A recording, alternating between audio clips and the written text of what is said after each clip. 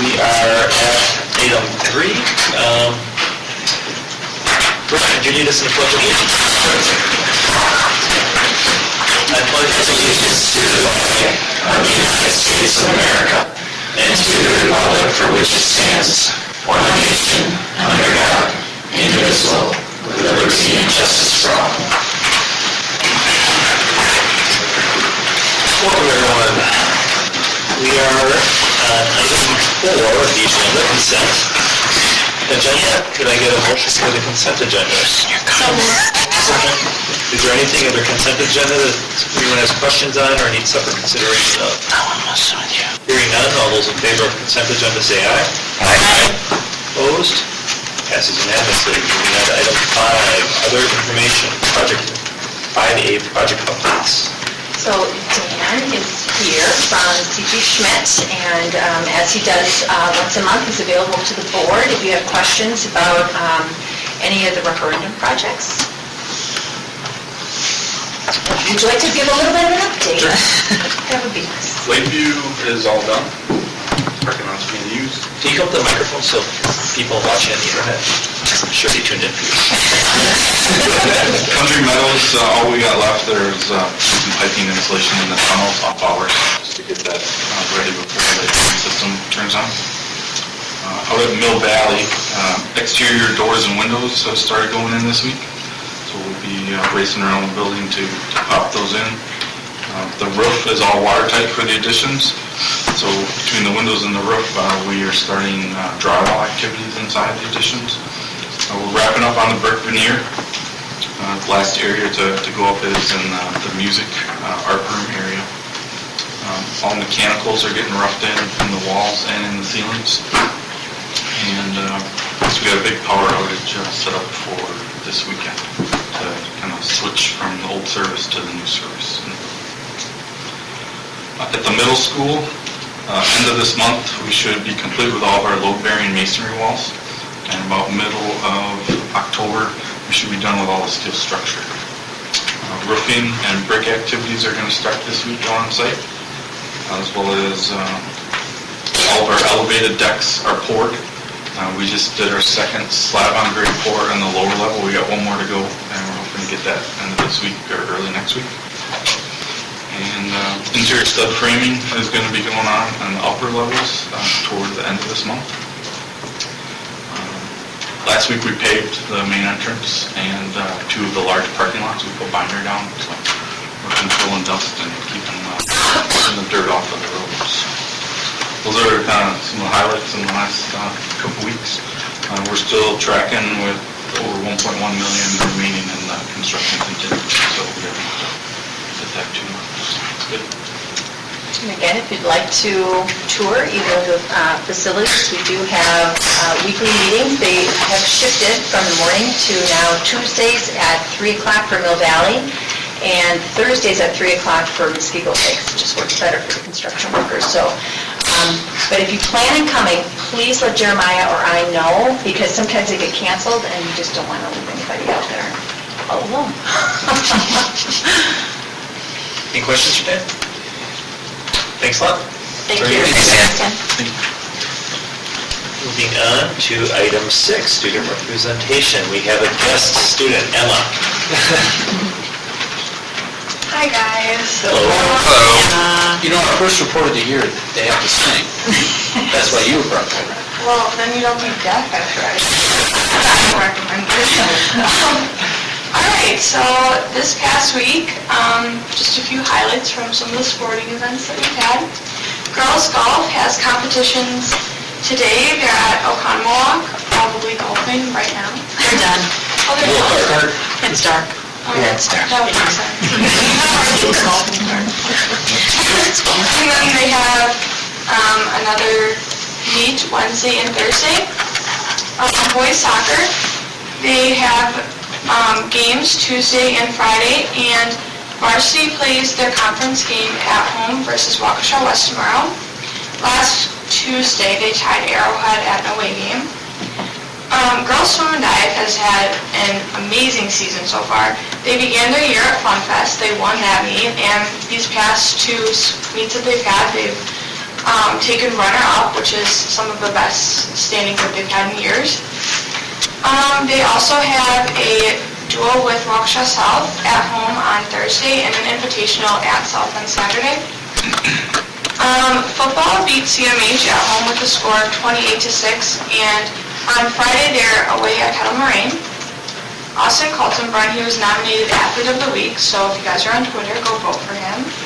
And cross-country boys and girls were both at the Rocket Invite this past weekend, and boys varsity finished 3rd out of 16 teams, and girls finished 2nd.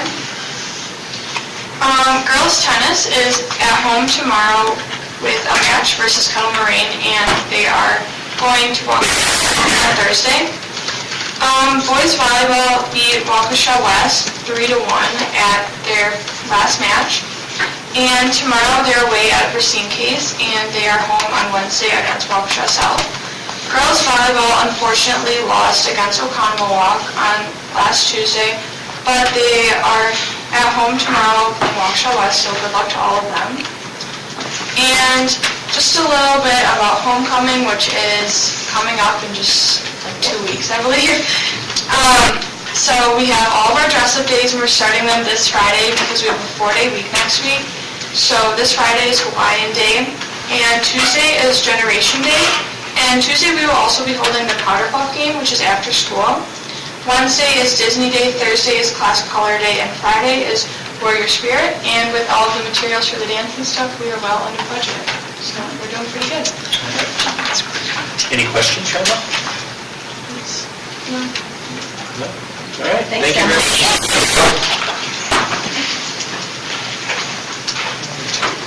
Moving on to item 8, Superintendent's Report. Dr. Thompson. I'm sorry, I skipped public forum again. For some reason, I do that too often.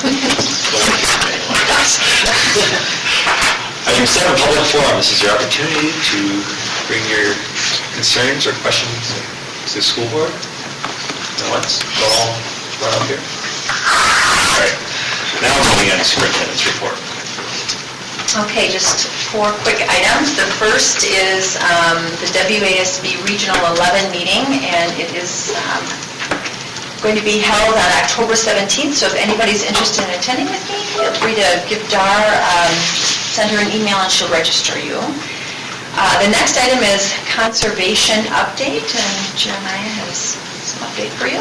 Yeah, attached in the agenda item is a picture of the prairie or the conservation area that we've started last year, so there's a lot of steps that go into making that happen. There was a controlled burn, and then there's been a couple of herbicide applications by our ground staff, and we're starting to kind of form where paths would be. In addition, as you guys know, we have the Bat House project that was done last year, and then Boy Scout came forward and placed benches out there this year. So it's a nice place to point students to that want to do a project. And obviously, as it becomes more usable for science classes in the future. So we're hoping that the herbicide application we did this fall will be good enough for us to plant in the spring. So we'll be planting prairie grass, and we're hoping to use this science classes to fundraise for all those materials, or working with Rotary Club for further donations for that. Any questions? Work in progress. Strategic Planning Survey, as mentioned at the last board meeting, I shared the outline, but also we do have a survey that will be available to stakeholders starting tomorrow for 2 weeks, and so we encourage each of you to complete it, and then the students will also receive a separate one, grade 7 through 12. Okay, that's part of our strategic planning process. And then the last item is contributions to the profession, and that's just items are listed there for your perusal. And that concludes the superintendent's report. Thank you very much. Moving on to other reports, President's Report. I don't have anything specific. You can also vote for the football player that's Athlete of the Week at withsports.net too, so if you're not on Twitter, most of us old people aren't, you can still go vote. Any board member reports? Hearing none, moving on to item 10, resolution action items. 10A, facility use agreement with Muskego Youth Football. Motion to approve agreement between Muskego Norway School District and Muskego Youth Football. So moved. Second. Discussion.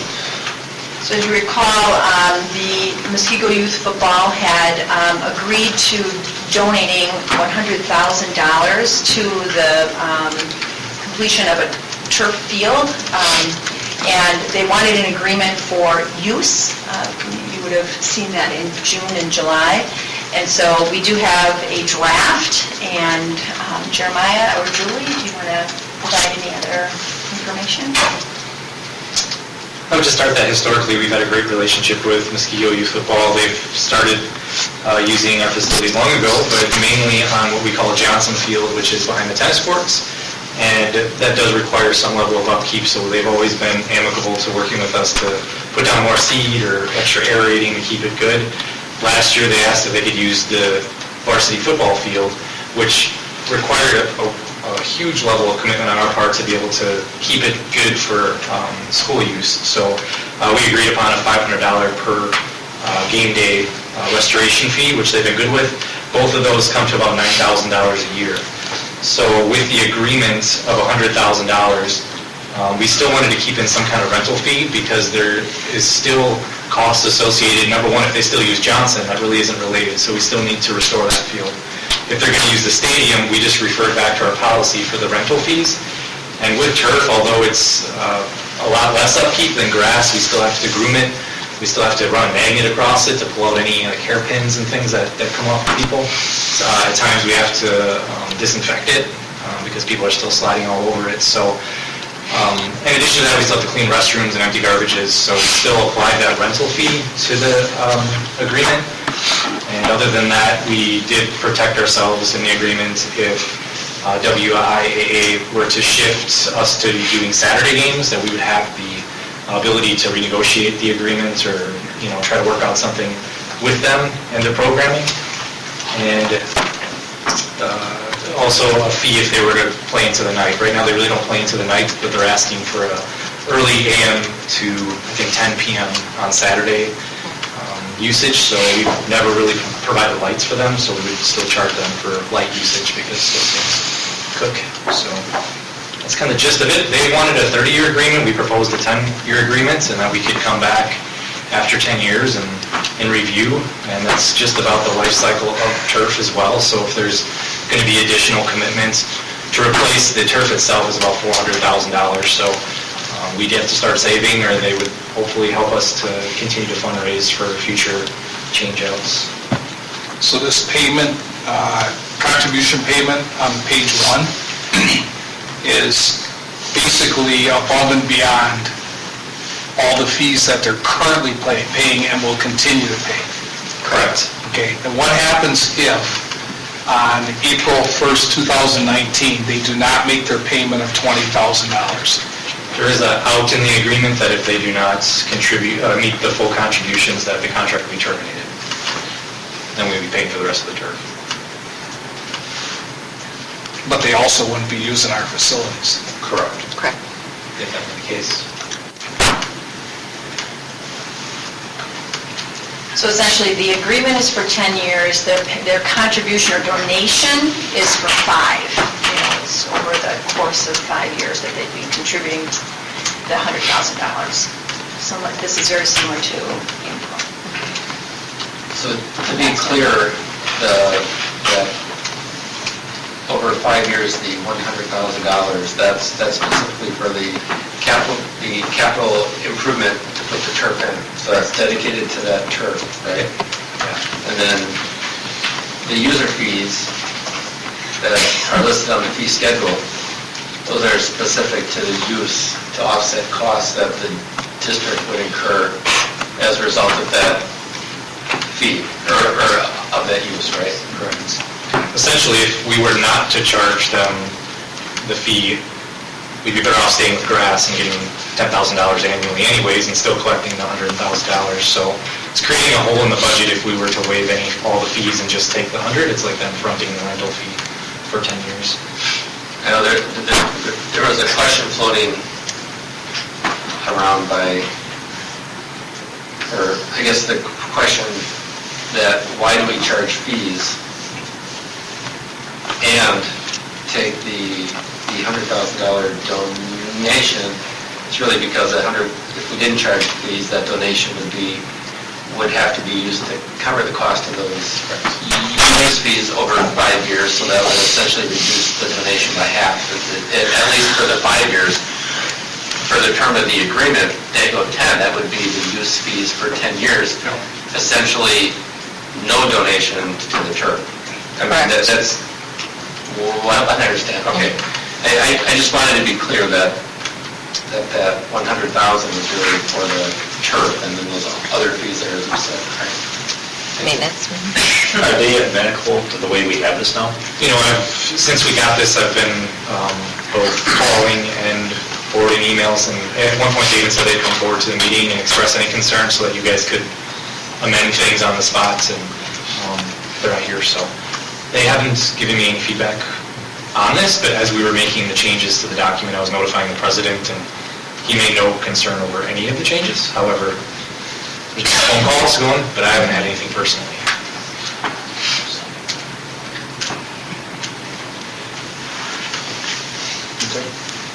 So, you looking for approval tonight, or?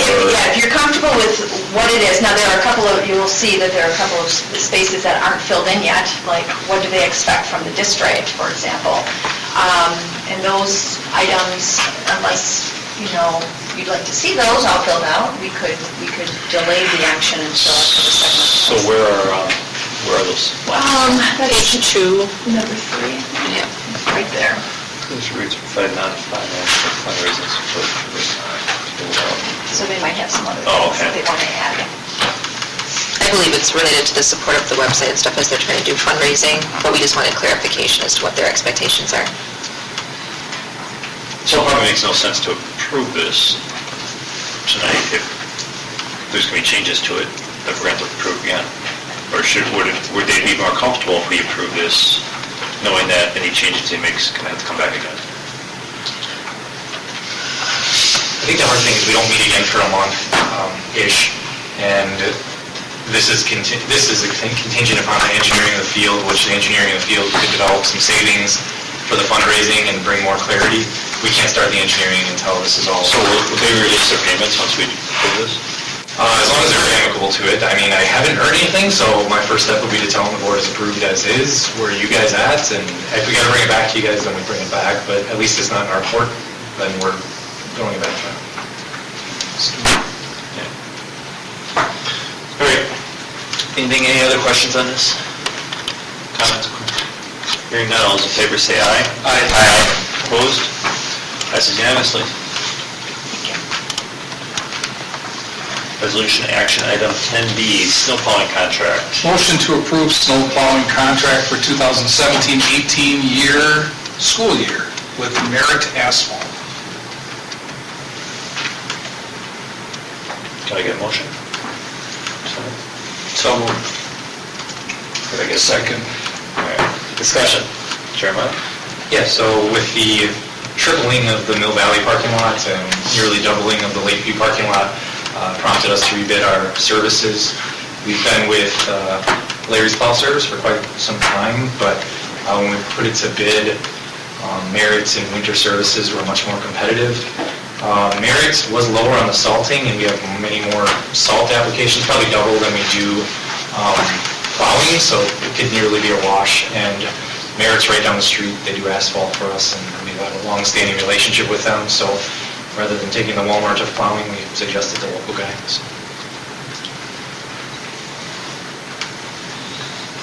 Comments, questions?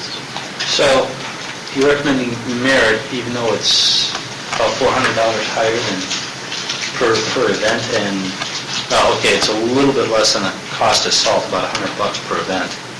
So, there's still about $300 higher. Is there a reason for that? Yeah, just that they're a local company that we've trusted and worked with. Winter Services is a national company that pulls in subs rather than having their own employees, so as the guy that would be calling them, I'd be more comfortable calling somebody that has their own company in Muskego that has stake in, you know, the product they're putting out. It's not to say Winter Services would do a bad job, but they don't have their own employment roster, so I was more comfortable moving forward with Merits, knowing that they're right down the street, know the owner well, and they're a local company. And we're still saving $500 compared to who we were with for the last decade. Okay, thank you. Yeah, thanks. I would agree with myself, if we're gonna, it's relatively the same cost. I mean, it's not that much of a difference, and if we can start using local businesses to get them, I think it's a good policy. Use local when you can. Any other questions or comments? Hearing none, all those in favor say aye. Aye. Opposed? Passes unanimously. Moving on to 10C, gifts, grants, and bequests. Motion to accept with thanks the following gifts as noted below. Muskego High School, National Association of Remodeling Industry, $1,250 to the Engineering Technology Department for Tiny House Project. Muskego High School bands from Friends of MHS Music Makers, $300, and an anonymous donor of $250. All district schools, school supply drive coordinated by Muskego Health and Wellness. Supply value is $734, and the businesses who participated are attached in the promotional flyer. All district schools, Maggie Krawcheck, district resident, school supplies valued at $54.50. Test Corners Elementary, ACE Corporate Support, Stacy Shaw, school supplies valued at $266.41. Could I have a motion? So, Second? Second. Discussion? Thank you very much. thank you. All in favor say aye. Aye. Opposed? Passes. Moving on to discussion item 11A, preliminary budget 2017-18. Okay, so in your packet, there were two documents for review.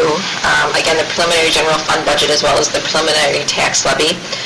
This is an interesting year because it's the first year we don't have to bring forward a list of reductions based on what's being proposed, so it's a little bit of a different presentation. We are assuming a couple of things.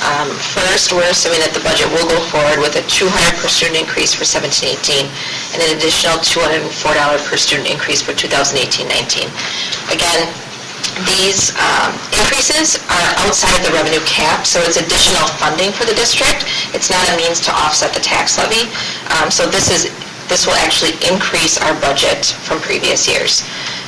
We are also looking at flat enrollment.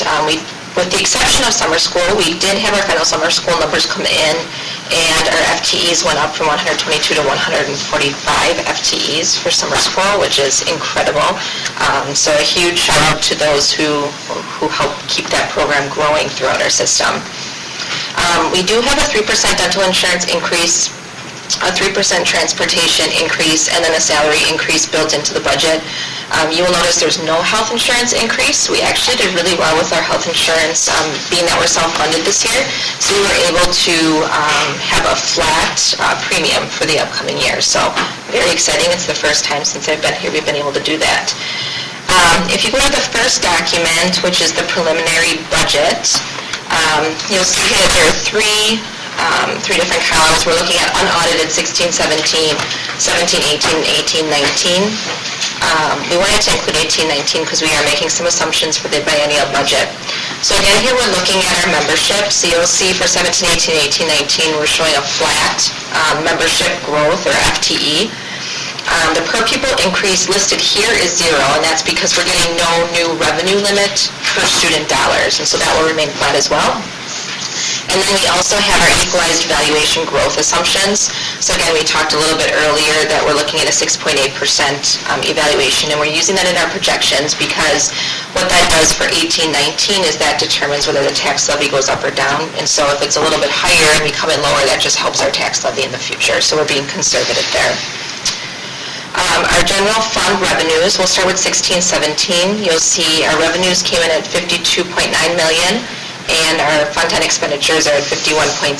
Again, that has a lot to do with the fact that we were going to pay for the concession project last year out of the general fund, and we only had about $144,000 of expenditures. So a lot of that rolled into fund balance. And again, the health insurance here helped as well. Again, these are unaudited, but we're likely to roll 1.1 million into fund balance. So you'll see that brings our total fund balance to 21.6 million, and the percent of expenditures is listed there.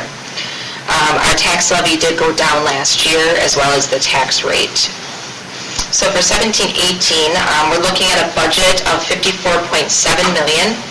We are presenting a balanced budget, and again, we talked earlier today that the increased dollars that you see to the budget, about 1.1 of that is the per pupil increase.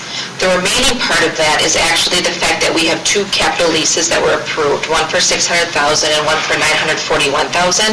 So that increases the budget on both the revenue and expenditure side, but that's strictly due to the capital lease. So it's no new money that's being spent on anything other than those leases. Again, the 1.1 million, then we are assuming the board would want to use toward those master plan projects as we move forward. Again, that's a balanced budget, and it shows our fund balance remaining the same.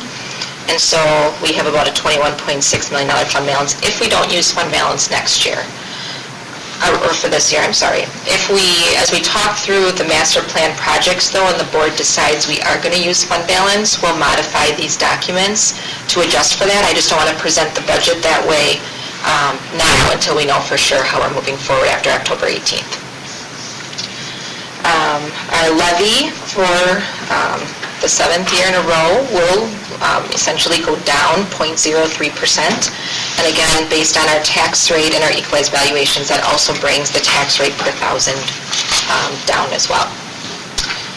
And then just projecting out, just to give you an idea of 18-19, again, we talked a little bit earlier, we are looking at a budget surplus again because of the additional dollars. We would plan to do the same thing and put those additional dollars into the budget for master plan projects unless the board decides otherwise, but right now that's really our focus.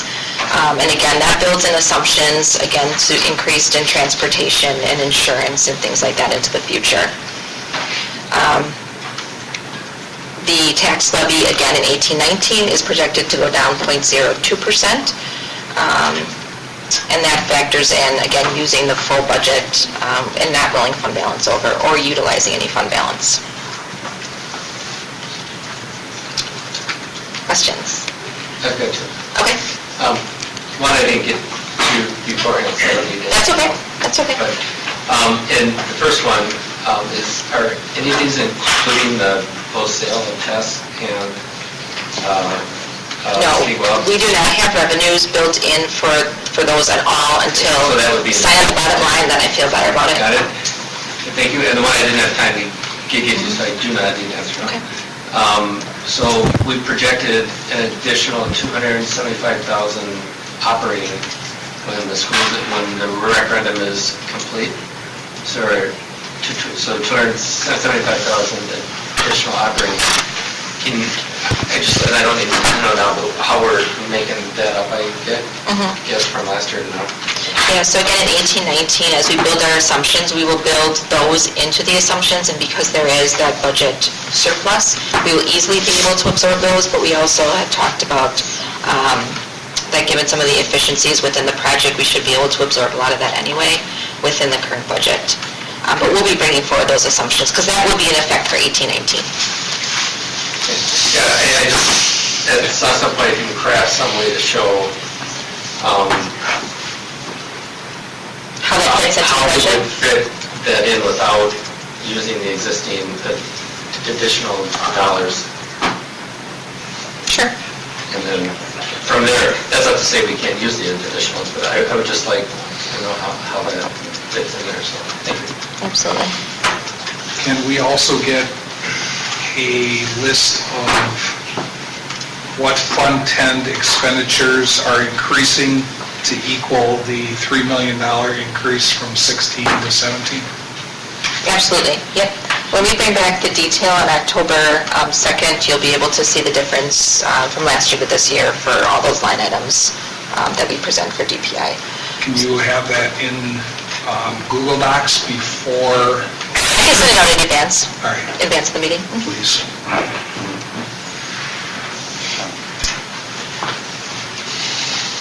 Any other questions? Is it okay if I just email that out? Okay. Hearing none, moving on. 11B, alternative road bid.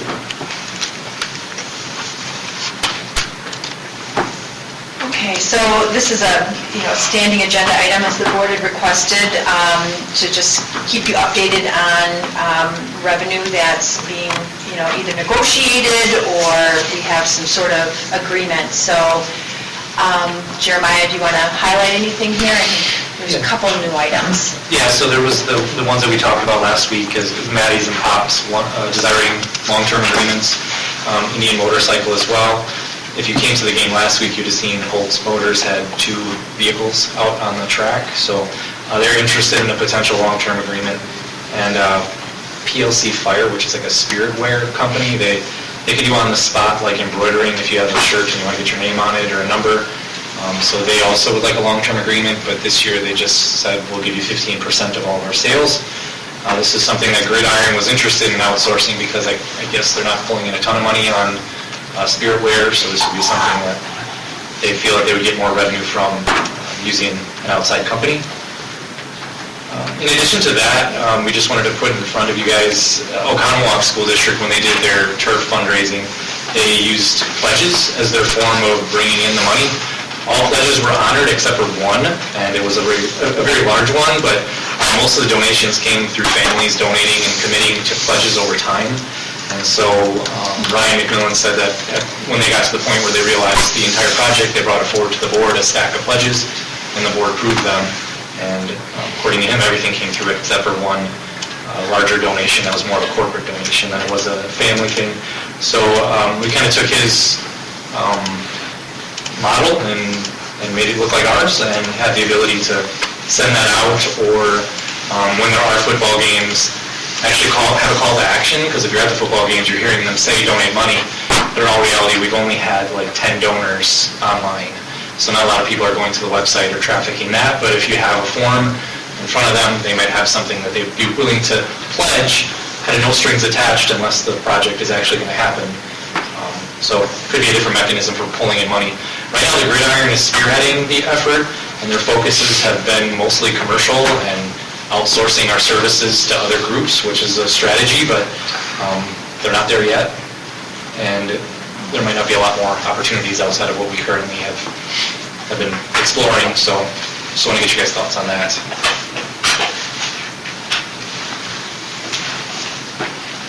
If you guys are okay with it, we'll just move forward with pledge forms. So who's actually, this is curiosity, who's actually,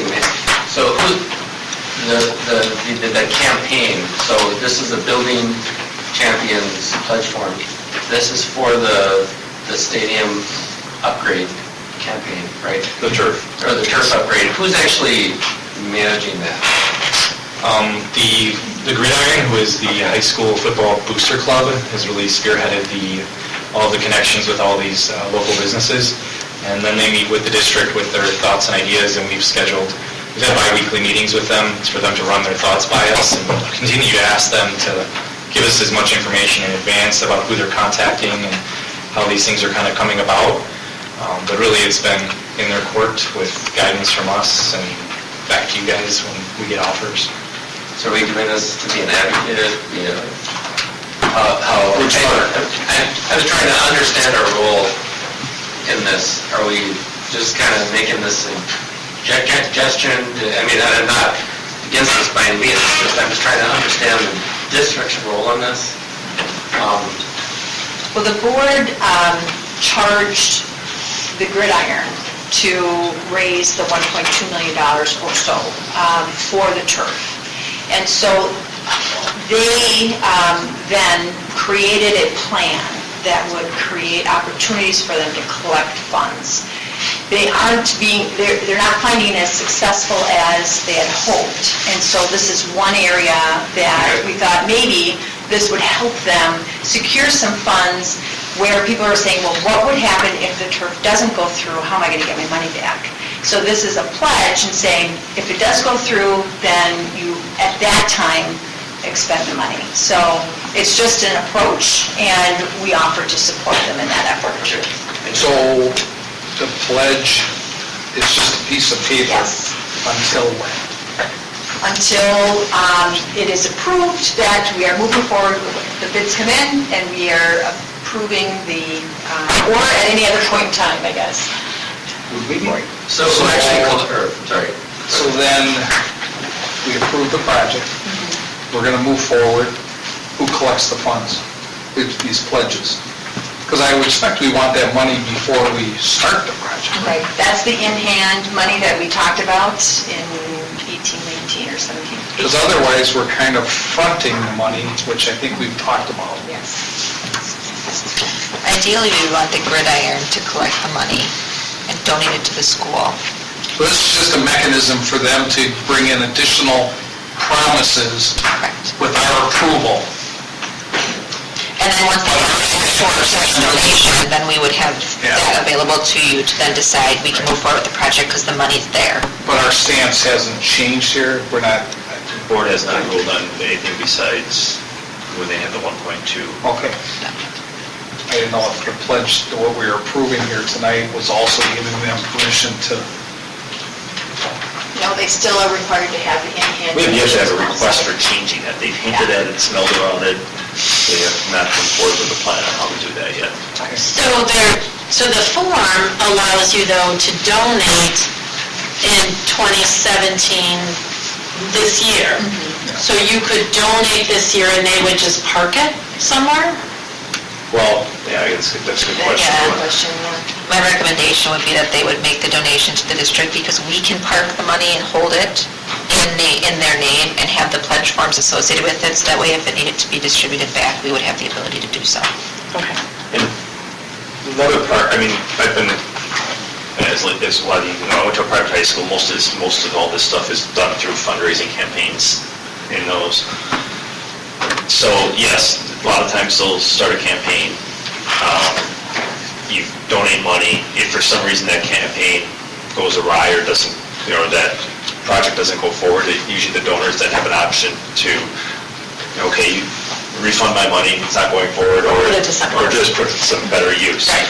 One of the things that's also missing in here, which is, want to take it back to them to talk about or, decide, but I find that you get a lot more success if you start, like, if they're going to do a commitment form, okay, I'm going to do $50 for the next 4 years or 3 years or something like that, but to get that $50 up front, or get it within X amount of time, okay, I'm committing the $50, and they can donate it, and then if the project doesn't go forward, we're parking it, they can get it back. But you tend to get more money if you do it over multiple years instead of somebody write out the odds of somebody writing out a $1,000 check are probably higher than somebody writing out $333 checks. well, they do have you can break it up in number 7, one-time payment or payment Payment schedule. schedule, but, But they're not really asking for anything up front. Right. and I think that schedule should probably be spelled out or something, with that. So if, what Lisa said, if someone wanted to make this pledge, right, and even do it over time, and we collected like say $50 up front, they make it out to the Mosquito Youth football, and then we're gonna somehow No, they would park make it? They would make it out to the Gridiron. I believe it's the How are we Gridiron. going to What was this Mosquito Youth Football? Yeah, it says here. Does it? Oh, no, it's not their money because they're A 501c3. Well, we're nonprofit too, aren't we? We are. So, I guess, when you go online right now, donate money, It goes to the youth. football, Yeah. So I guess the question, the gist of this is that, are they successful, or are the challenges they're having, are they so great that they're looking for the district to take over? Or are they looking for greater help? I guess I'm trying to understand because and not that I'm against any of this, but I certainly like to know our role in this, because we did task them to do this, and if we're going to help, great, but you've got a lot of hands in the pot here, and so is it something that would better be done by the district, or not? Or are we okay doing this? Yeah. I think from a process standpoint, to me, it doesn't matter if it comes to the district or it goes to youth, but I think annually, the deposits should come to the district so we can hold that money. We really haven't talked through the details, because really the only monies that have come in have been the Impro and the youth. And I think at the last meeting, we were kind of talking about logistics, but I couldn't be there. Yeah, there's just commitments through both those two organizations, and then about $1,000 of loose money that people have given, through the website, so. So the commitments from the ones that were listed on here, Impro and such, those are commitments to the Mosquito Youth Football, right? No, those commitments actually are directly to the district, Okay, so because we there's- created those separate agreements. Yep. Okay, and that's why we have those agreements, Yeah. because of the size, right? Okay. So I'm just trying to There's two paths right wrap now. my arms around that. Yeah, there's two paths for fundraising. One path would be through sponsorships, which we have district policies on, and those things have to be approved by us, the agreements with Maddie's, and all the different businesses that are doing either advertising or events around the stadium. Those are using our facilities, they're creating advertising or sponsorship opportunities for these businesses. Those agreements have to be approved by us because they're using our assets to do that. The other path to raising fund money is just going up to, Chris, can I have $10 for this? That's kind of what you have in front of you. Trying to find a mechanism that might spark that a little more. Okay.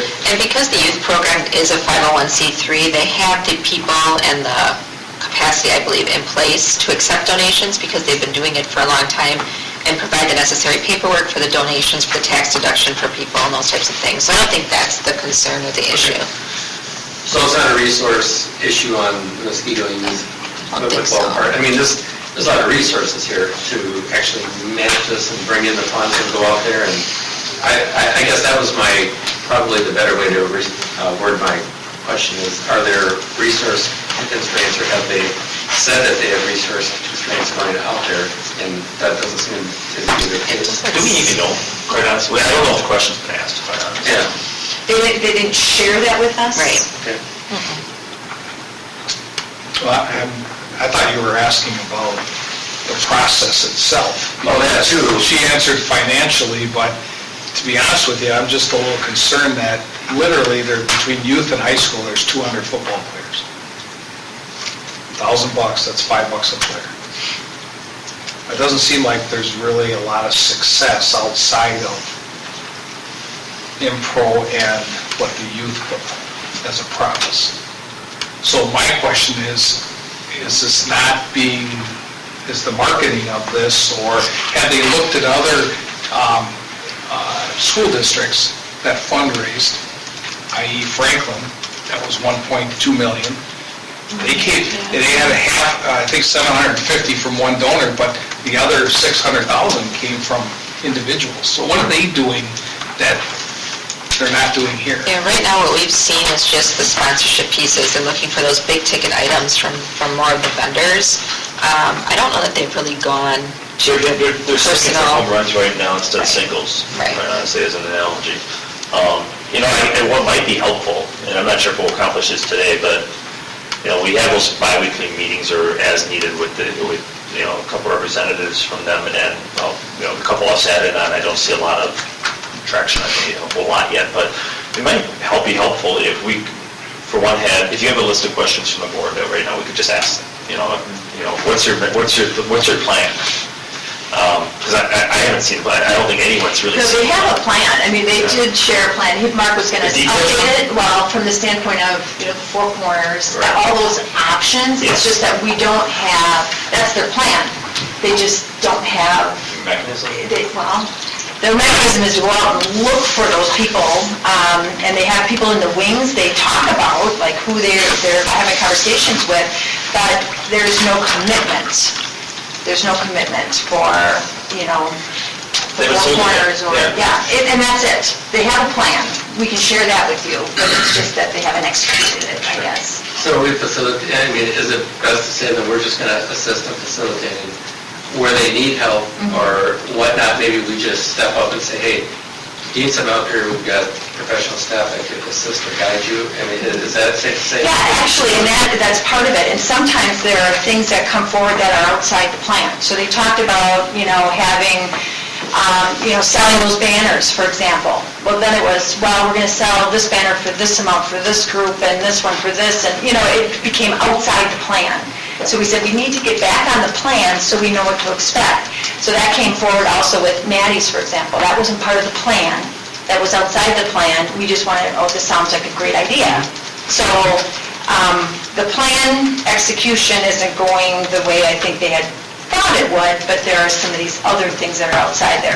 We don't believe we want to, at this point, commit to any long-term agreement with things that are outside that plan, the $25,000 for a scoreboard, or, $5,000 per year for 5 years. That was the plan. Well, if we want to have an agreement long-term with Maddie's, we have to know that it's going to work. We have to know, and are we getting the right amount of money, that kind of thing. So we told them we want to wait until after the year so that we can assess that and then determine what's the best move moving forward. Here's an example of where I think the district should help, and I'll just give one, but I think it applies across the board. So, right now we currently have Pops and Maddie's, right? So I made a comment, you go into Pops, you buy the popcorn, and you have to stand in line and go get a soda somewhere else. Well, someone needs to facilitate that when we're in the concession stand, the same thing's not happening. That there's not, in the same booth, you have, you should have one person or who's ever behind there be able to sell everything. Or are you still going to have these two lines? You're going to go on this line, buy one from one vendor, only have to go back and you do the other line to go get you the soda. And that's the stuff that I would hope as a district we can help facilitate these parties and making sure that if we have an agreement, they do it. Because when I go to other sites in the plastic cave, I can get anything I want behind that concession stand. I don't have to, right? So, and Chris, are you using that just as an analogy? yeah. Okay. Because I think that's where we can do the most help, try to help facilitate that. But I think, okay, then I might have some, depending on what you're recommending there, I might have some reservations with that. So are you recommending that one of our employees go out and sell sponsorship? No. I'm saying that if we're going to allow, right, say the vendors to operate out of a concession stand, right, we have to facilitate some sort of arrangement so there's still not two lines there. You go in there, you can buy everything on there. So if there's a Maddie's employee that I can buy popcorn and I can buy everything. I don't just go on the left line, buy my popcorn, and go all the way back in the other line. It's a streamline logistics. Yeah, so, we need to help that, because I don't think they're going to, there's so much going on here, volunteer groups are going to be hard to do that. And so, that's an example, but I think it overall applies across the board, because that's what people will feel and be faced with. So how much do we need to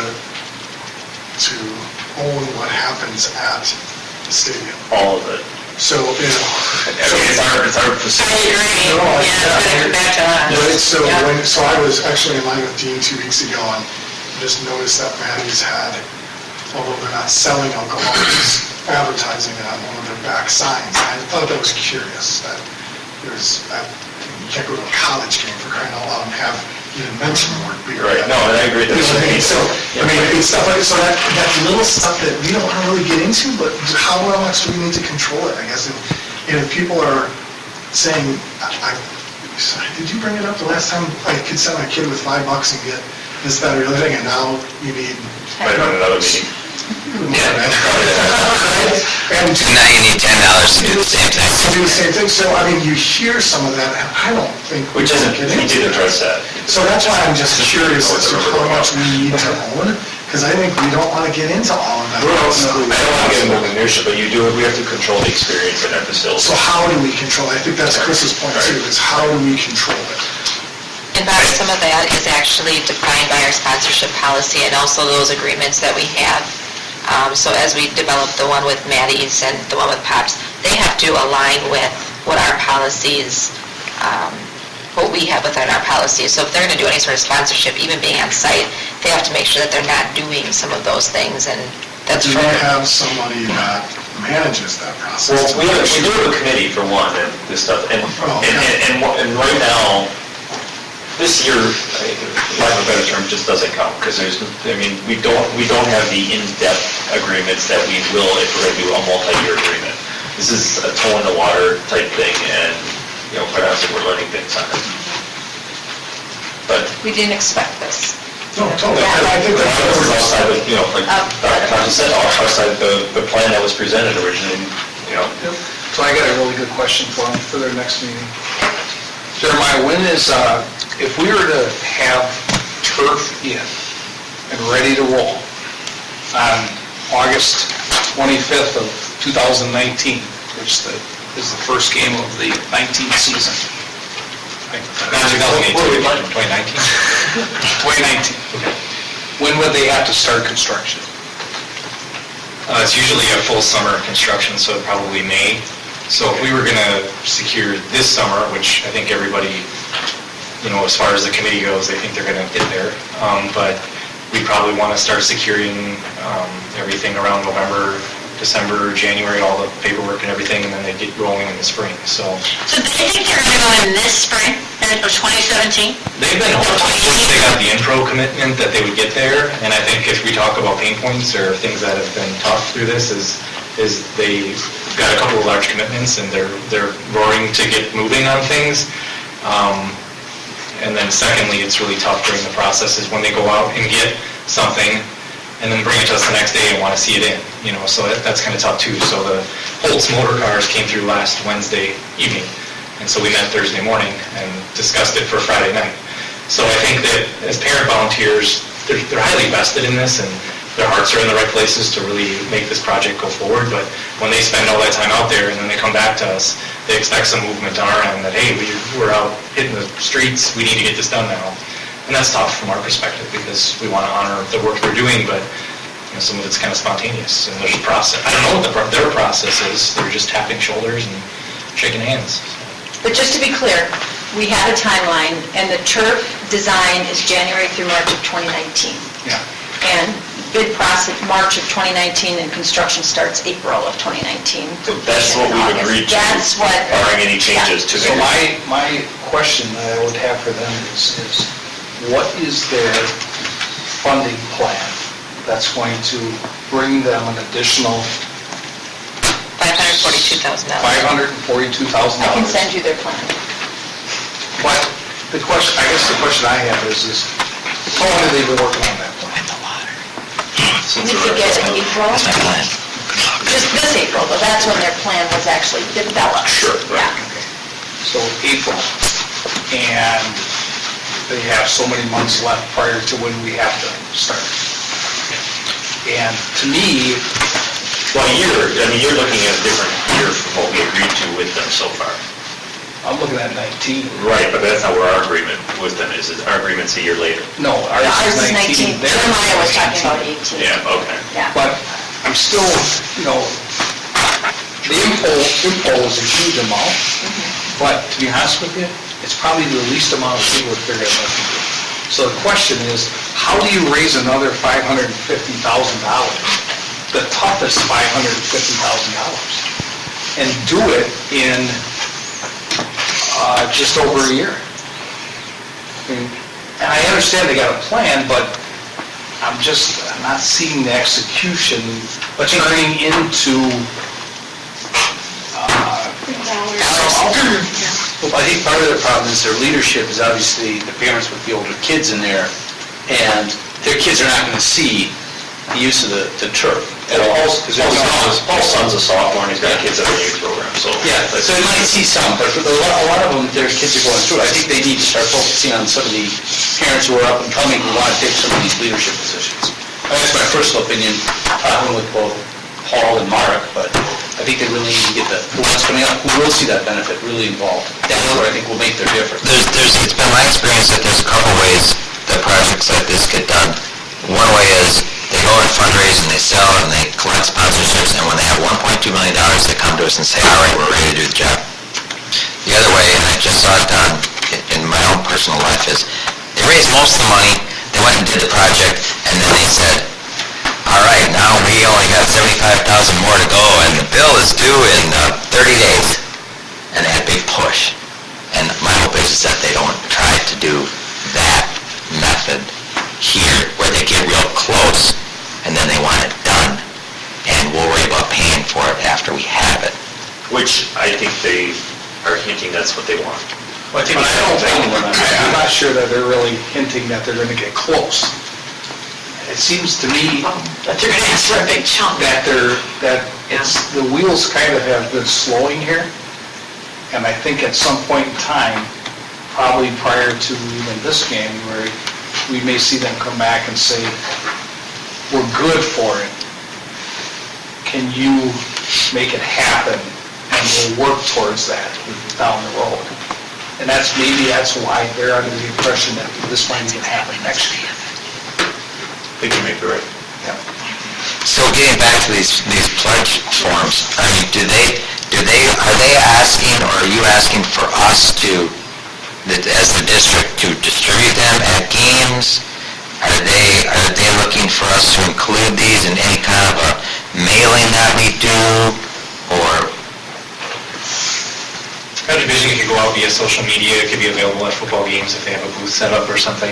If they have a booth, or if we have a booth? If we do a Warrior Nation like at homecoming, I think they could be at, if we already have a booth there at homecoming for Warrior Nation, why not have something like that, like this there, that they can grab it because it's just another piece of information.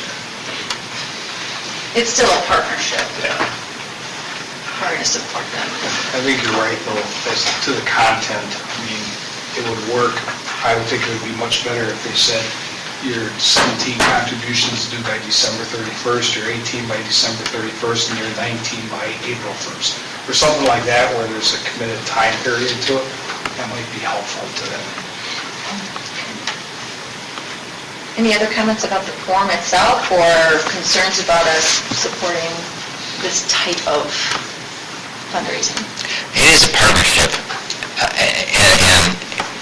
and we certainly get benefit from their efforts.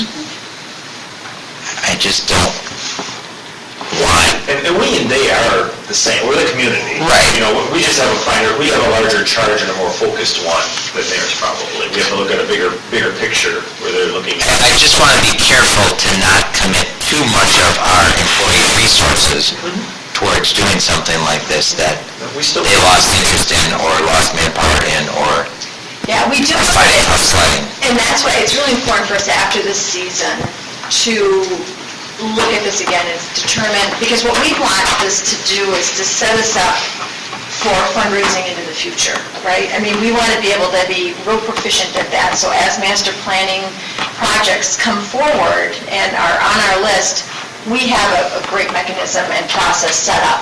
So we want this to be successful because we know that in public education, this is a reality, that we're going to need to look at alternative revenue. So we want them to be successful too. So absolutely, we're learning from them. We want to figure out whether or not at some point in time we say there are certain things we're going to take over, like concessions or, whatever it is, possibly, just looking at how it's working and what's the benefit of it. So, but I agree,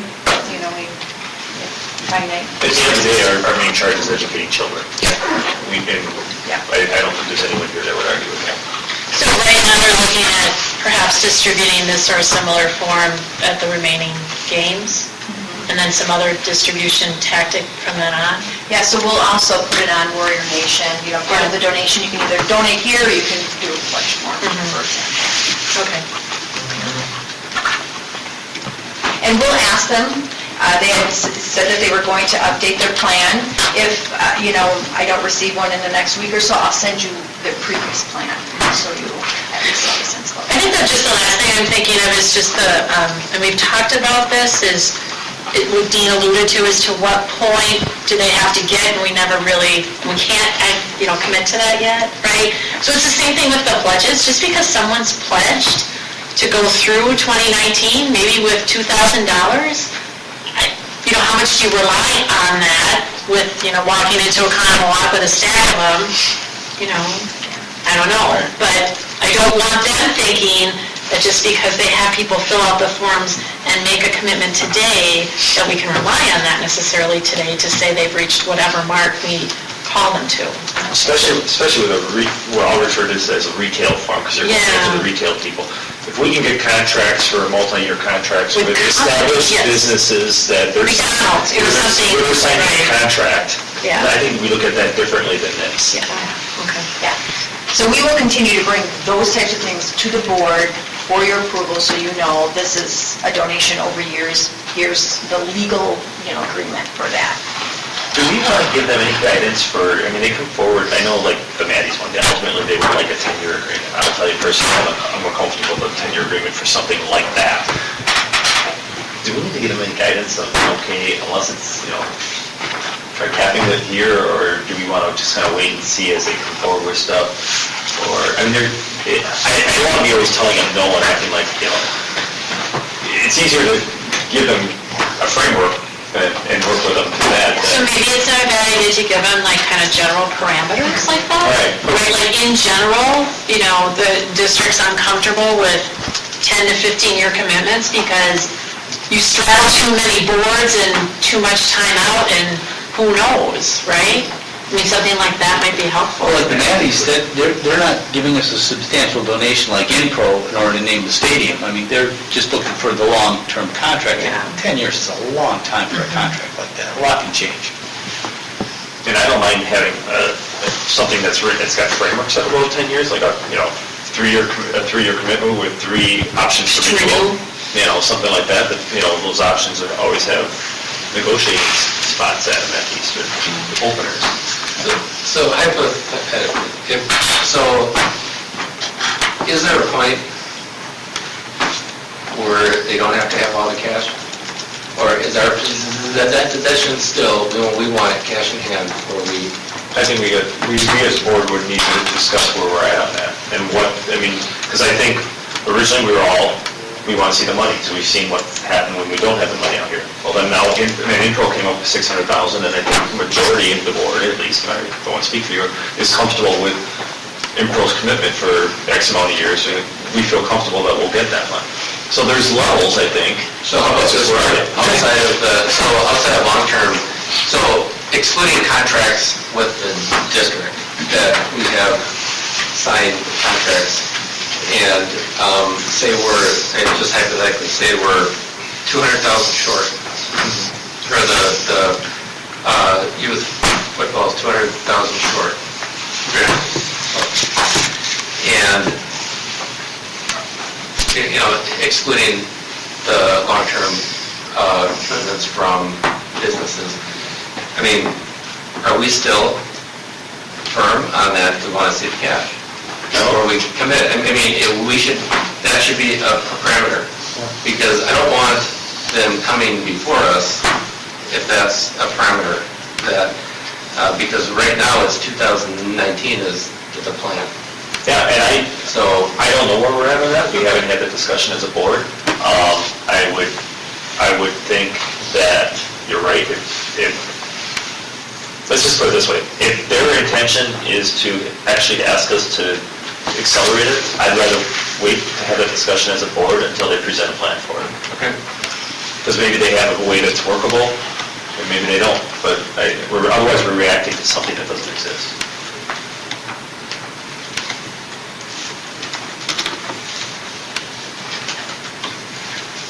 Okay. Okay. Got any direction? Yes. All right.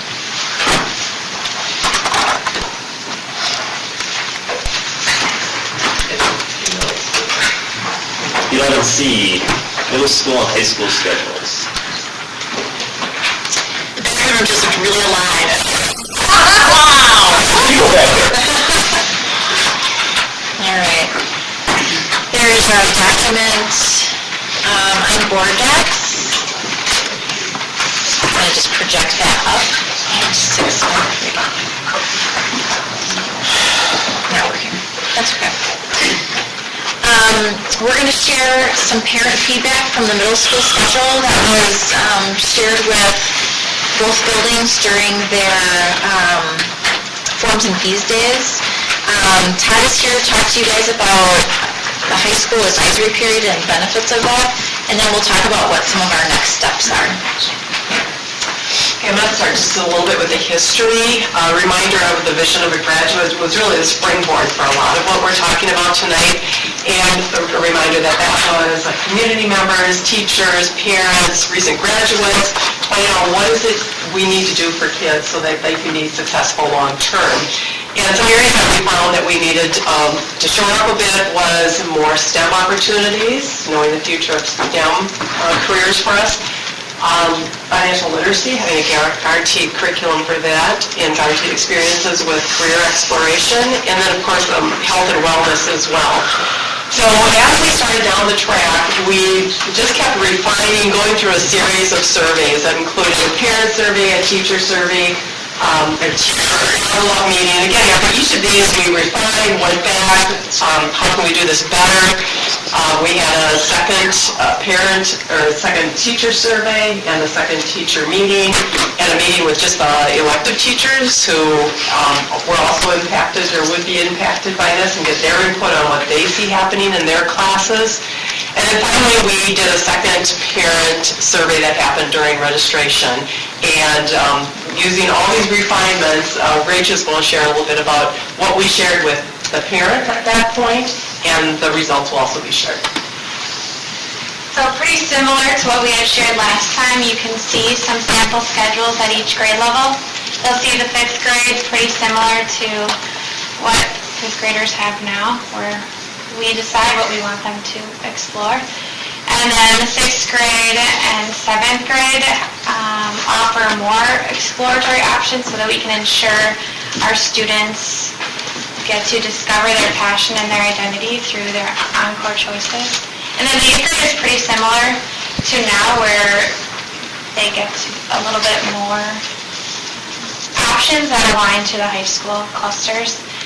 If it's a band, choir, world language student, their options are pretty similar. In 8th grade, they'd have PE and then world language and band or choir.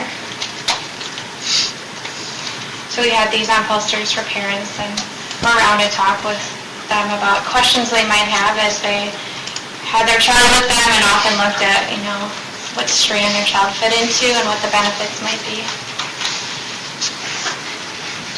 All right, and the next portion of this shows the parent survey. So when parents came through at Forms and Fees Days, we gave them the background on the vision and what information we were looking at. We showed them schedules, and then they had an opportunity to answer a short survey, whether they would support this concept strongly, or if they could support it, or if they did not support it. And you can see that 185 families responded, about equal distribution at both of the schools.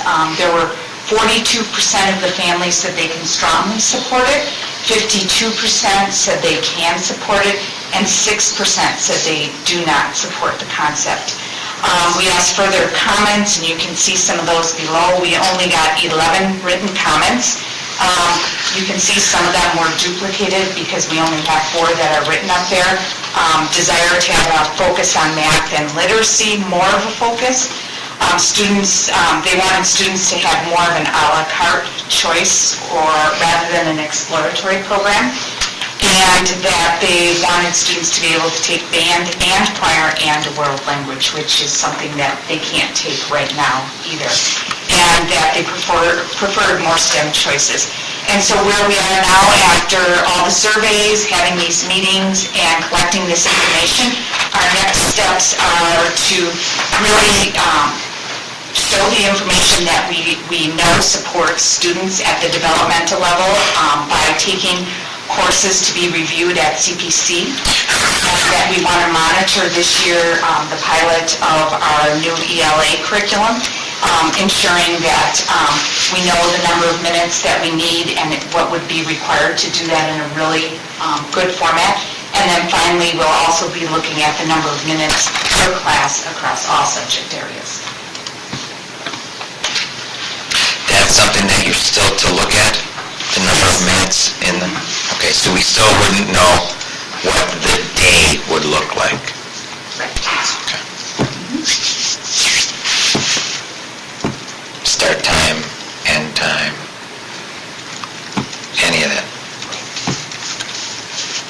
So start time, beginning of school, we're gonna, Is that still open for discussion, or do we know when the day is going to start and when the day is going to end? We haven't talked about that at all, but we've talked about the structure of minutes. Okay.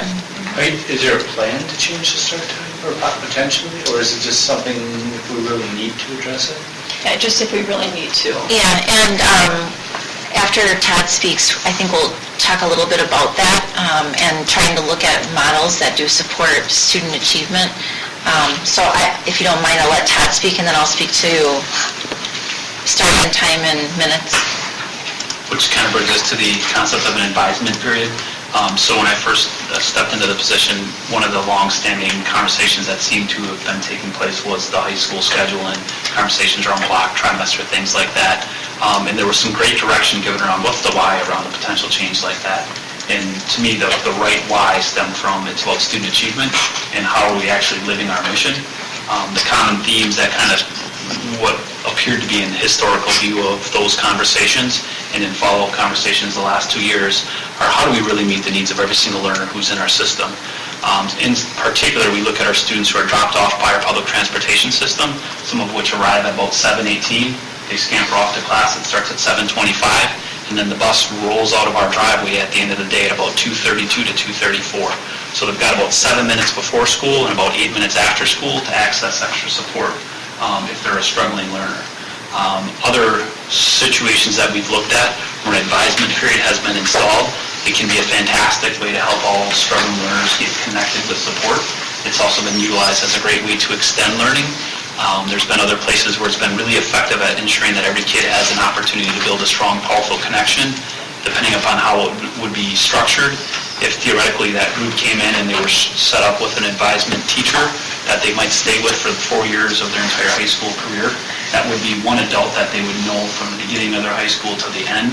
So there could be some really powerful relationships and some guidance that might take place on a weekly check-in, checking on grades, having communications around setting goals, things like that, and then the remaining 4 days of the week would be structured for academic support. We are currently working as a group to try to better define what that might look like, what are the strengths and weaknesses of other places out there that have these in place already, and specifically what might it look like in the school day, how could we accomplish this with the current minute structure. And that's where we're finding a little bit of complication with the high school, the current structure of our high school and our model, and being able to find thoughtful time that we could create an advisory period. And so Jeff's actually working with a committee, a calendar, collaboration, and conference committee. The 3 Cs. 3 Cs. And that committee is going to be looking at how other districts do support learners that way and what other models are out there. So I guess I'll let Jeff speak to some of the things that you'll be looking at with that committee. Sure. So we've met once so far. We have a total of 10 meetings in which we have multiple staff members, multiple administration representation. Part of our work really is to look at how does our current calendar support student learning, and how can we how can our calendar through some changes make a greater impact on student outcomes. So as Christy said, one of the things that we're taking a look at are the current minutes and hours of high schools, middle schools, and elementary schools in districts around us. So we're currently collecting that particular data, just really to compare it relative to the number of minutes and hours that we have available for instruction with our particular students. So we're going to be using that particular data. We're going to be taking a look at the parent survey data from a couple of years ago, which, as you recall, when I shared that, that's remained pretty consistent over the last three survey administrations. Our parents are pretty clear as to what they want in a particular calendar. So it's a work in progress, and would like to bring a proposal for a calendar, perhaps not necessarily anything regarding minutes yet, but really this work is being done in collaboration with one another so that we can have better outcomes for kids. And I the start time and the end time. I didn't mean to open up a discussion that you weren't ready to have, but I know the last time myself, when we first looked at the middle school schedules, I didn't think forward enough, and I didn't ask enough questions. So when it came back 6 months later and it didn't work, I kind of thought, well, maybe I should have thought about that. So I'm trying to think further on down the road to think of all the things so that I know I asked enough questions. Yep. But the challenge of that is, and depending on what you come back with, we could, I mean, this could be, the third possible time change. At the middle school? Right. The second major curriculum change in 4 years. And we're not, I mean, we count on the staff to, and, I mean, to give us the best possible course to take. But it seems all the information that is being presented as being the best possible student outcome changes. Chris, And like when you an say 18-month 4 years, timeframe. 4 years, what changed? We've had This is my the- 5th year. Right, the band choir, the every other day was That was further than 5 years other ago. than 6 years, what's it, 5? Yeah, because this is my 5th year and So it's probably, Chris is talking, I think, more like in the last, and it goes back to Eric and me having children in middle school, is I think as a board, we've just sat through a lot of those changes, some of which were presented with different foundations to why. And as Dean said, as we went through those processes, I think we all learned to ask better questions. And if we're wary of this, it's because we have kind of a still maybe sour taste in our mouth, and we're led to believe certain things that didn't hold true. Right. So we're just looking for clarification on the curriculum. I was in 7th and 8th, so, and that was a great word to say, thank you, plus we thought you back. Right. And it, I just want to be honest, that Whether it's literacy not getting more time, changes to the start and the end of the school, going for tons of little mini type, versus chunks of things, and can you take again and world language, and pushing world language down to middle school? I could go on and on and on. So I guess you get the point, is that it's going to be a tough sell.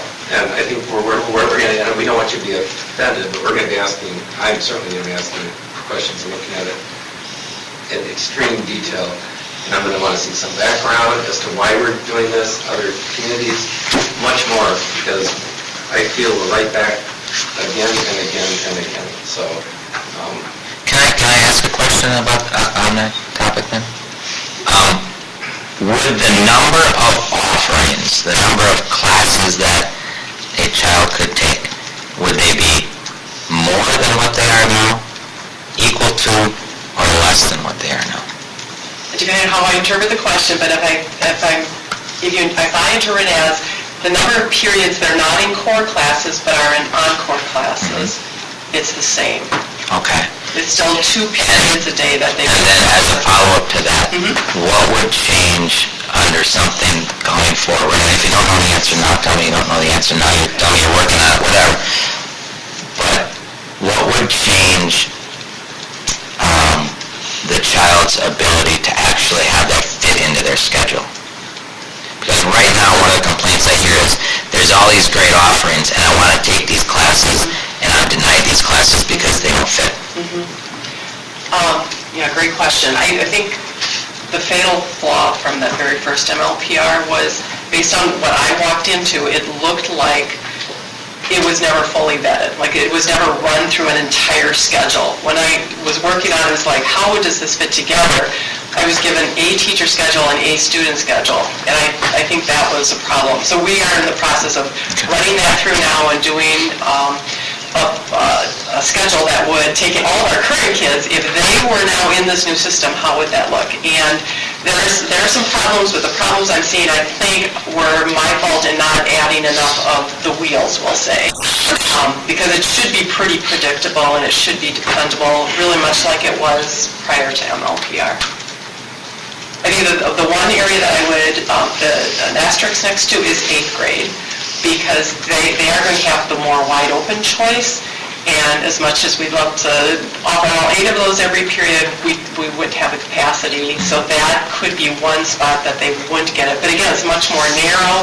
It'll all happen at a time when we know 8th grades are at electives, so it's a little more predictable. For 8th grade plus, they don't have the previous years of taking, who knows what, and then they come to us in 8th grade, and this person needs these 6, and this person needs these 6, and now we're all over as far as what they've taken and what's available on any given hour. So 6th grade will have a path, 7th grade will have a path, 8th grade now has choices. And we already know what they took in these 2 years. We can predict that now, as opposed to that it could be anything. That was really a problem, and part of the problem with us not being able to get kids into what they want. But we work really hard at it, but there are times when it's just simply not possible because of,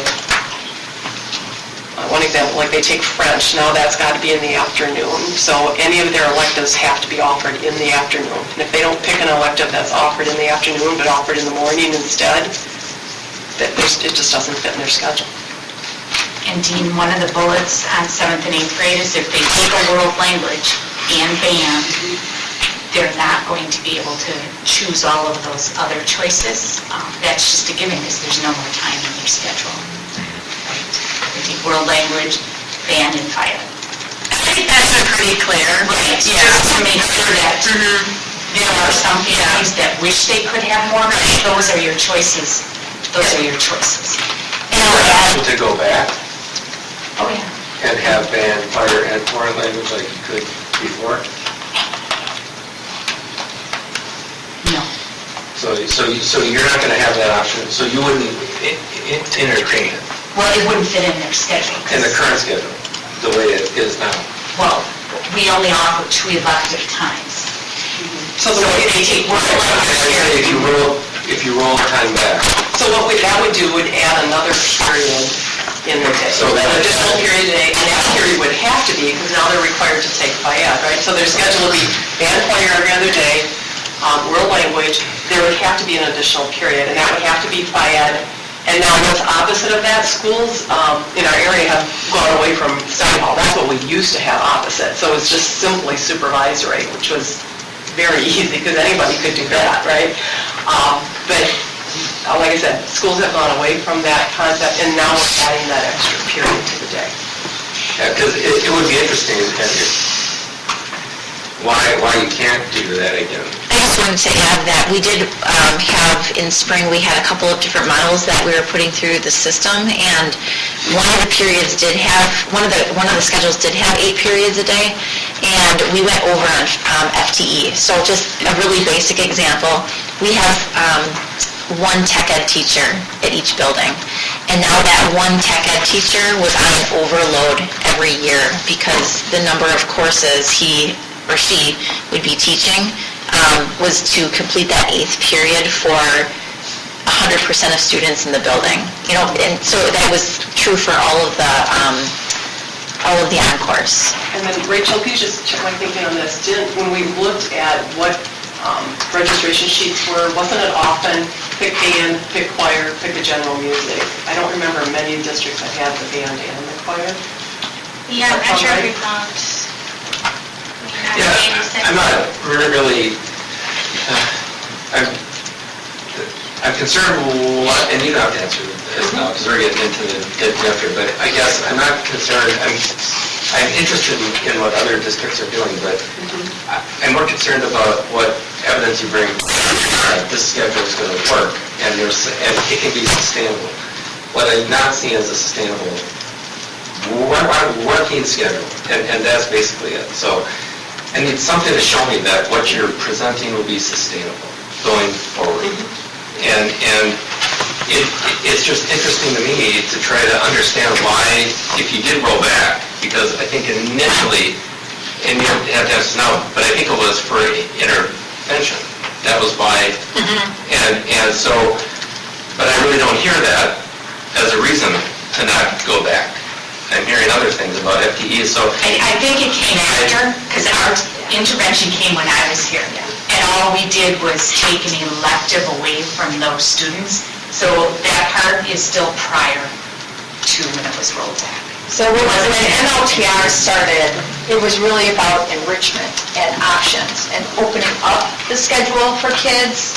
And what we know about that is once you do that, then you have disappointed kids because you can't offer everything that we had, at least on the list, to every student who wants what they want, because it just, capacity-wise, there's just no way to schedule that. So that was the plan phase 6 or 7 years ago. We are now in a plan phase for middle school scheduling, and we do want it. We want to get it right so that it lasts a long time, and we don't have these little opportunities every single year to kind of make it work for kids and for parents and for, everybody involved. We want to get it right. It's just, I think that schedule was really about trying to break free from what was the tradition of what a middle school could look like. And what we found was there were a lot of glitches. There was a lot of glitches. So it was pie in the sky, for sure. And so every year we did come to the board and say, okay, well, we're going to try to tweak this, we're going to tweak that, we're going to tweak this. This is the time now that we want to get it right, so that we don't have to tweak in the years to come. But, the reality is, it was a good effort, for sure, by a lot of people around the table, and we wanted it to work, for sure. It was innovative. It was innovative. doing it, and Yes. now people want it. I would caution you to bring data and don't bring the words best practice, because that was given to us as best practice.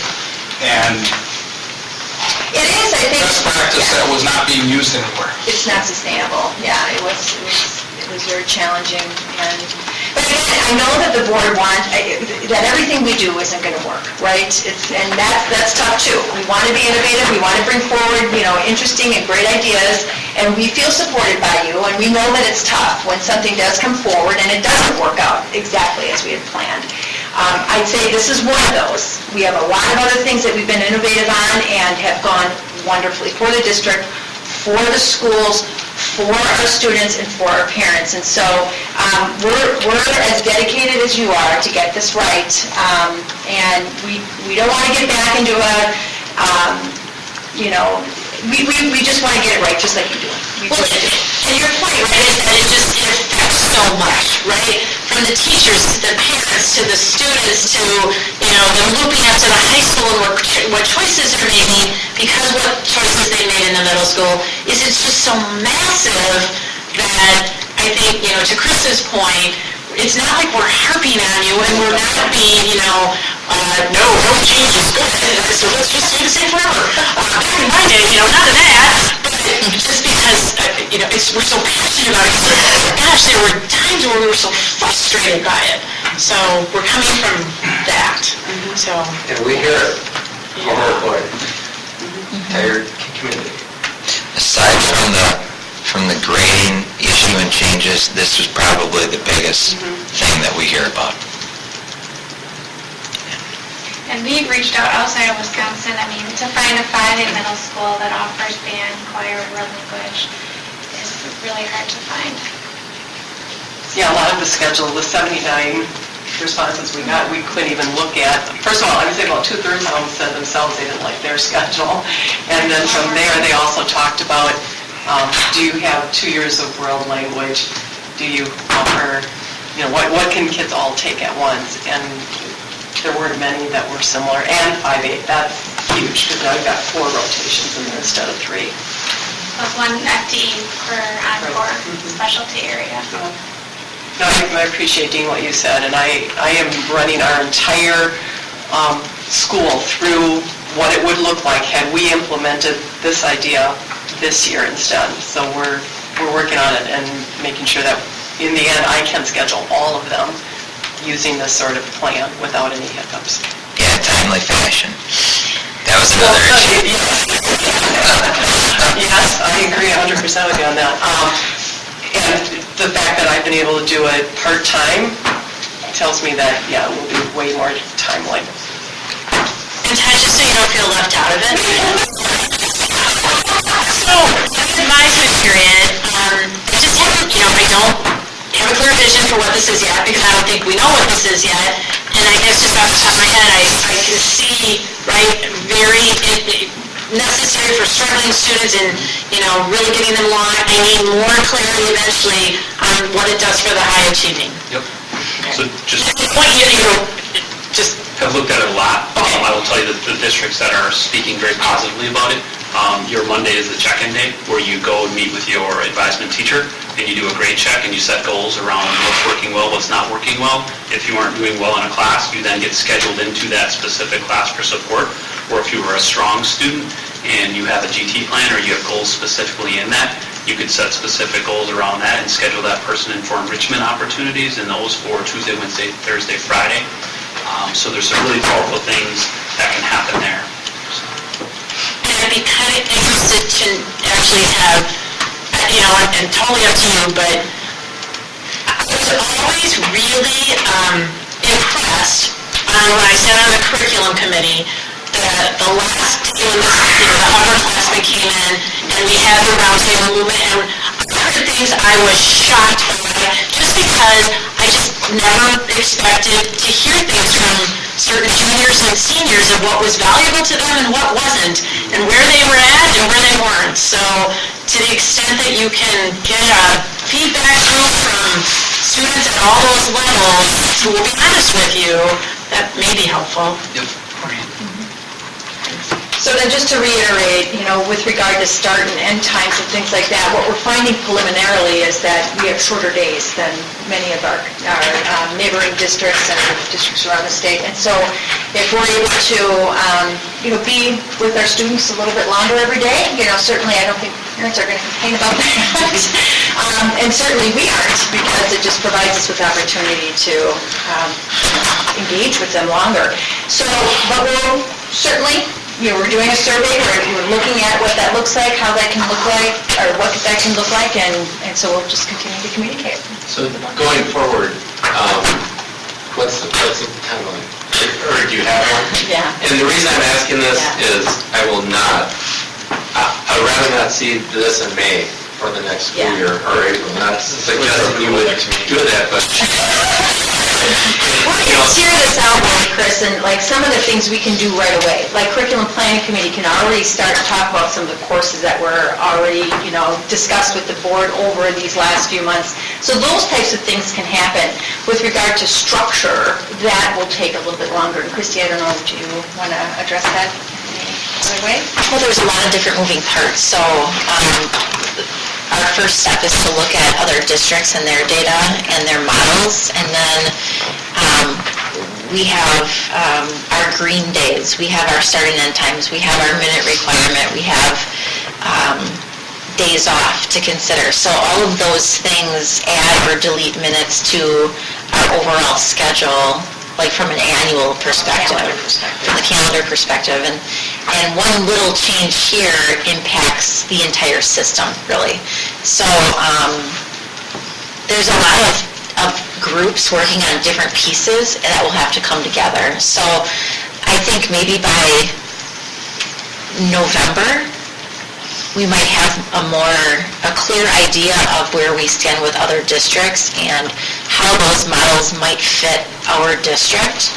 Ideally, I'd like to have some models for you to look at before our guidebooks go out in January, so that information can be updated in those documents. But that is my wish list, and like I said, there's just so many groups working on different things that we're really trying to be thoughtful about how those things work together and making sure that it is best for kids.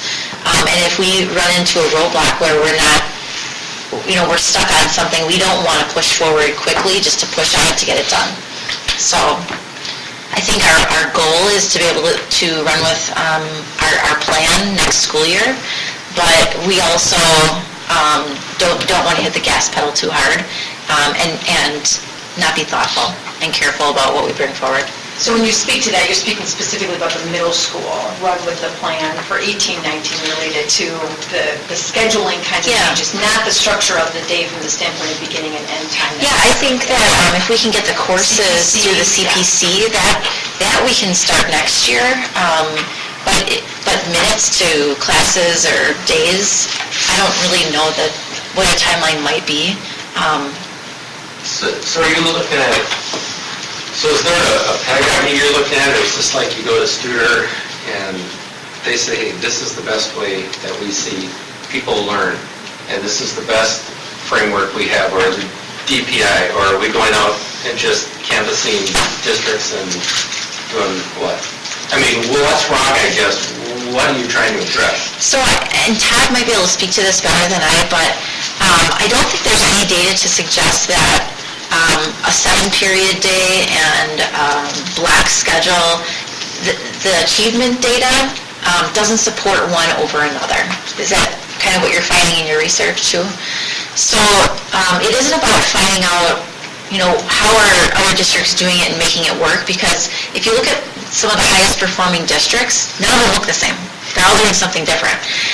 So it's really what works well for us, for our kids, for our community, what's important, what do we support here, and then how do we build a structure to make those things work. So, for example, if we really feel that an advisory period would benefit all kids at the high school, and we currently have 7 periods a day, how do we make a period of time meaningful in a student's schedule?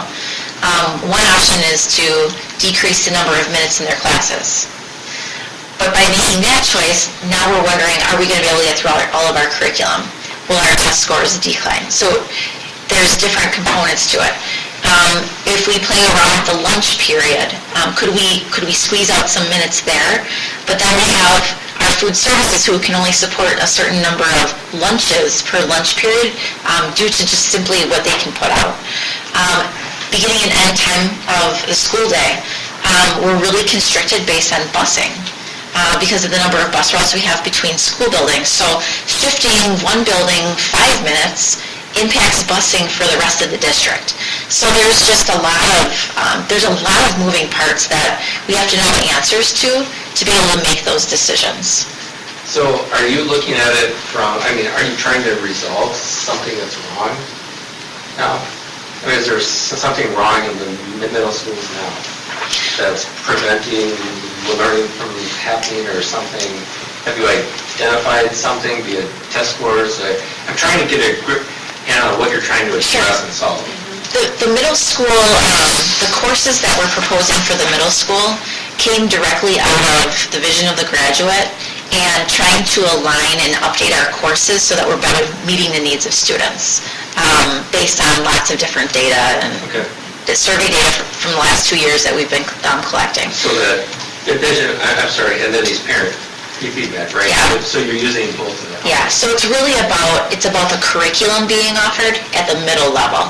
At the high school, it's about carving out time for a supportive advisement period.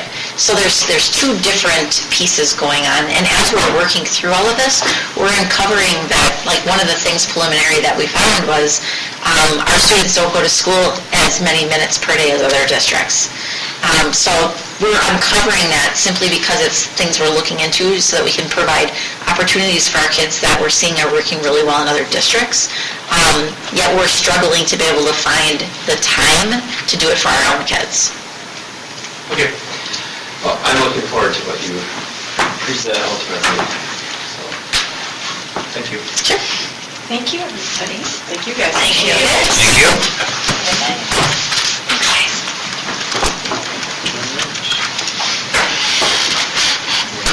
Moving on to item 12, information follow-up, fiber update. Yeah, it's a brief one, and just want to let you know that they did ask for further questions. This is our first interaction back with USAC, which is the handler of our E-rate requests. I did reach back out to them and ask if this was typical, and they said this is very common for follow-up questions to be asked of this nature.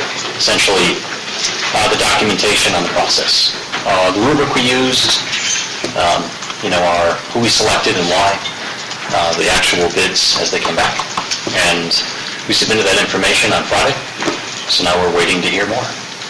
Not an exciting update, but certainly great to hear that we have some progress throughout. And otherwise, they have nothing else to share in terms of a timeline. So perhaps they're checking some boxes. Thank you. Yes, I believe that is the case. So, Any other questions? With regards to this, Yes. or in general? No, just on this. Information, personal information memorandum is there for your review. Now, you have it. Refresh my memory, when we reset the board back in April, Yes. did I get appointed the delegate assembly? Yes, you did. Okay, I want to make sure I get that on my calendar. And refresh my memory of how that works, Brett. I don't think you recall. Why? How Do they they, appointed? do they, as far as the topics and questions and things, do they send it to me or do they send it to you I or? believe they send one directly to you as long as Dara has put you in as the delegate. Okay, She probably did that in April. And then I think one comes to the district as well. all right. If you don't get one, let me know. Do you happen to know the dates, Brett, on that? When that Let's see is? if I can find it. She wants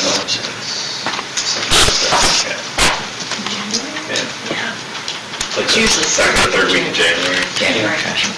And the assembly, the delegate assembly is usually on a third The Wednesday. Wednesday. Yeah, it's the An Wednesday. exciting day. That's when a lot of this stuff happens. Calendar's filling up already, so I wanted to make sure I get that on.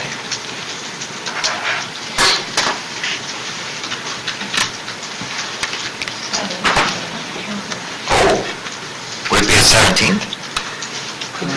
Here. I think it's... Is that your calendar? The calendar already. They're approved for the 18th, right? Or no, it was just... It's January 17th to 19th. See, you're ahead of yourself. All right. I'm looking forward to it. I encourage everybody to stop in and see Lisa Boyson and take time out of her busy day. I encourage everybody to come down there with me. I'll meet you down. I'll buy you a soda afterwards. Okay, Any other information, follow-up requests? that's all the items I have. Hearing none, can I get a motion to adjourn? So moved. Second.